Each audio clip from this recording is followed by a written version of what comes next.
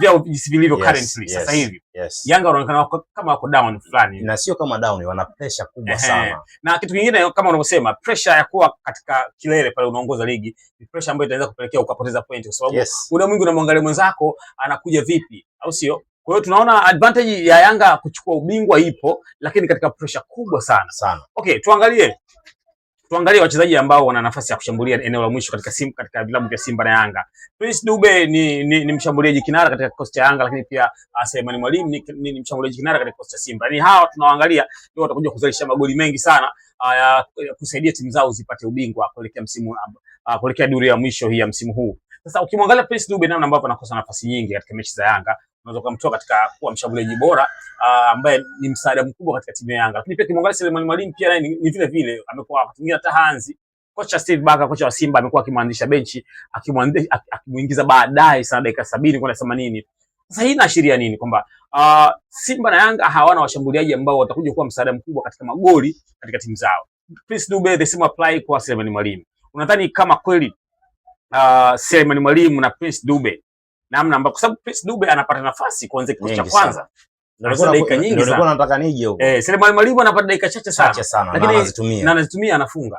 Nadhani unaweza ukatoa tofauti gani hapa kati ya Prince Dube na Selemani Mwalimu katika engo ya kumalizia nafasi katika vikosi vyao, namna ambavyo wanacheza? Kwanza ibake kwamba Selemani Mwalimu yeye kaja kwa dirisha dogo. Sivyo, ndivyo ilivyo. Ndivyo. Yes, kaja katika dirisha dogo, kwamba Prince Dube kaja katika dirisha kubwa.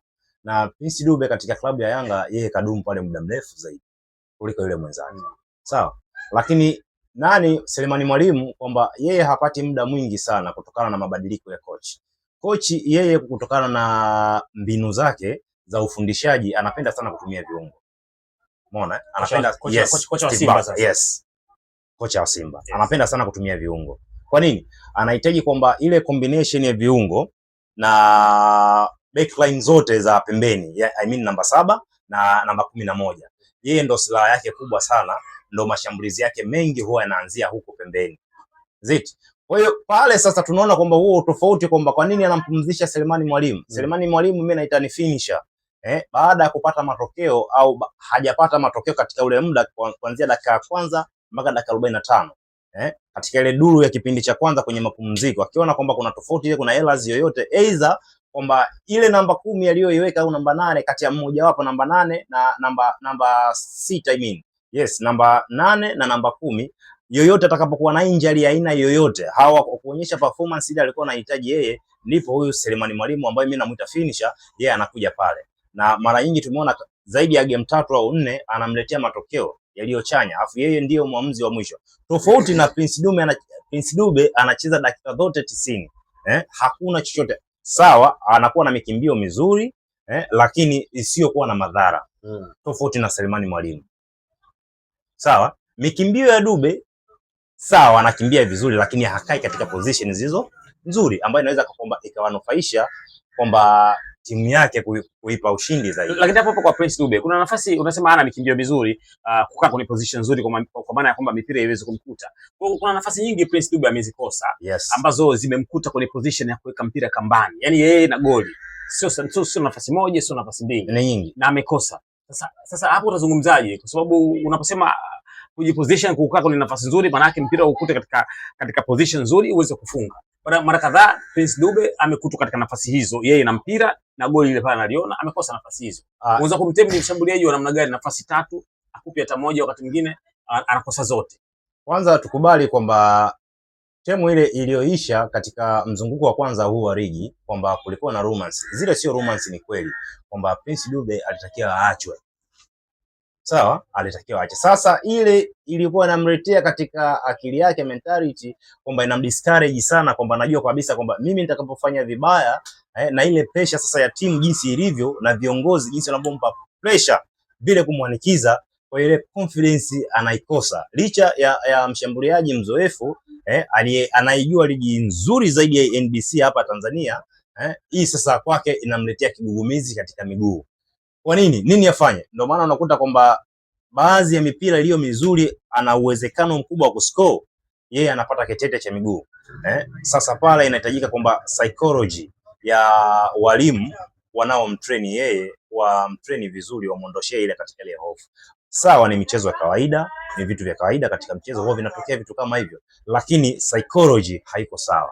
Kwa mfano labda mwalimu wa kikosi cha Yanga inawezekana labda naye amekosa mbinu za kumtengeneza Prince Dube awe mshambuliaji hatari kutokana na namna ambavyo wanamuona anacheza. Kwa mfano labda, kwa mfano mzuri, unamwona kocha wa Simba Steve Barker, Selemani Mwalimu kabla kwanza kutokea bench alikuwa anaanza kikosi cha kwanza, na alikuwa anazikosa nafasi za kufunga. Watu kwanza kumpelekea pressure na lawama kadha.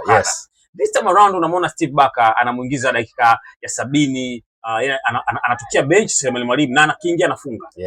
Sasa labda kocha wa Simba amekuwa na technique kubwa kumjua yule Selemani Mwalimu, kubadilisha mfumo, labda anaweza kaja akafunga na vitu kama hivyo. Sasa kitu ambacho labda Prince Dube anakikosa kwa chini ya bench la ufundi la klabu ya Yanga, labda kujua Prince Dube namna gani ambavyo tumtumie ili aweze kuwa mfungaji hatari sana, kwa sababu wakati mwingine anakutana na nafasi anakosa.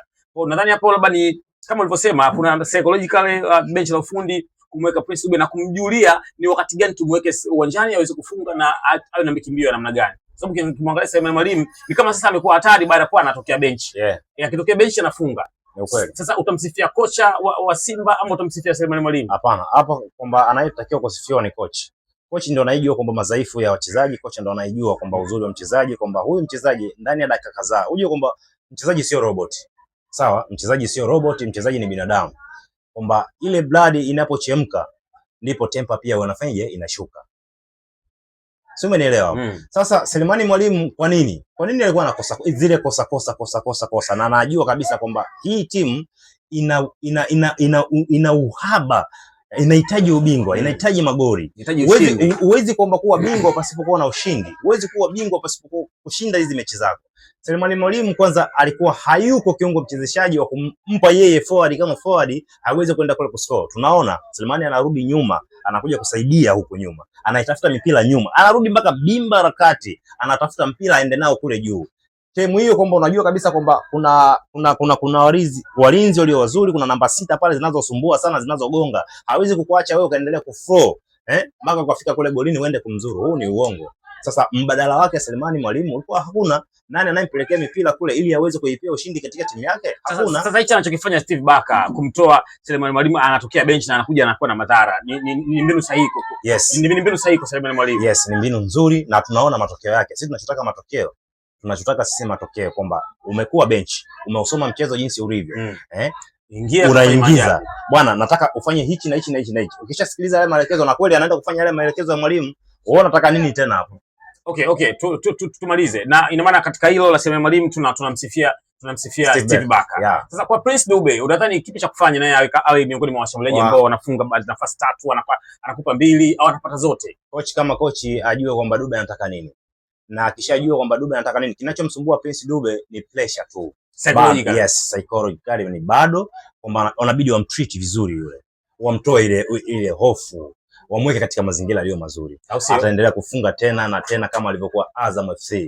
Ataendelea kufunga tena na tena na tena na tena. Sisi tumemaliza. Ni mjadala ulikuwa dakika chache kuhusiana na magari ambavyo mbili za Simba na Yanga kuelekea ubingwa wa ligi kuu ya NBC nchini Tanzania, na wakiwa na washambuliaji wao vinara Prince Dube na Selemani Mwalimu. Mjadala umekuwa dakika chache, tumemaliza. Mimi naitwa Bilo aka Baba T, niko na mwanangu anaitwa Dickson aka Smart Director, kupitia Search Media 1 kwa YouTube na Top Media kwa YouTube. Hizi show unaweza kuzipata na ukaenjoy yote ambayo tunafanya humu ndani. Au sio? Next time pia tutakutana hapa kujua namna gani ambavyo tunajadili kwa asilimia kubwa masuala ya kimichezo. Au sio? Tutakutana hapa. Ciao. Bye. I love it.